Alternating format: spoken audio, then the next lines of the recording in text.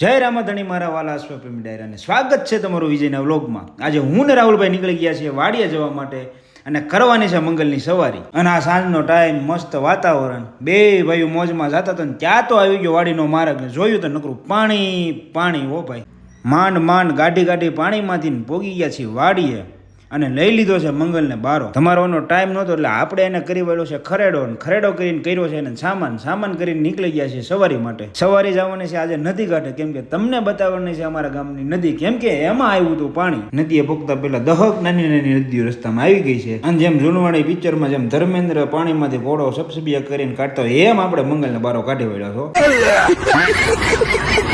અને આ નાની નાની નદીઓને પાર કરતા કરતા ફાઇનલી આપણે પહોંચી ગયા છીએ નદી કાંઠે। અને આવો સુંદર નજારો અને ભીની માટીની સુગંધ લેતા લેતા મને ઝવેરચંદ મેઘાણીએ લખેલા પુસ્તક સૌરાષ્ટ્રની રસધારમાં આવેલો ઘોડી અને ઘોડેસવારના પ્રસંગમાંથી એક દુહો યાદ આવે છે કે ભો ભીની ઘોડા ભલા, કે ભો ભીની ઘોડા ભલા ડાબા ઉપડિયા, કાં તો મરઘા નેણીને માણવા, કાં તો ખગવાયા ખડિયા। હો, અને આવા સુંદર નજારા સાથે આપણે પણ ઇન્સ્ટાગ્રામ માટે એક બે રીલ્સનું કરી લીધું છે શૂટિંગ કરીને નીકળી ગયા છે વાડીએ જવા માટે।